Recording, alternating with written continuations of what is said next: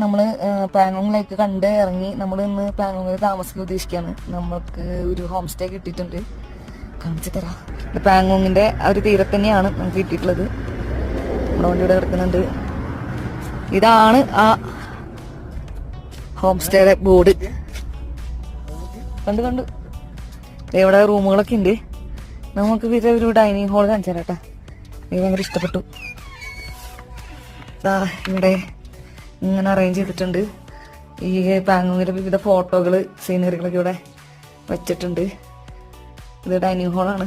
ലാമയുടെ photo ഇരിക്കുന്നുണ്ട് അവിടെ.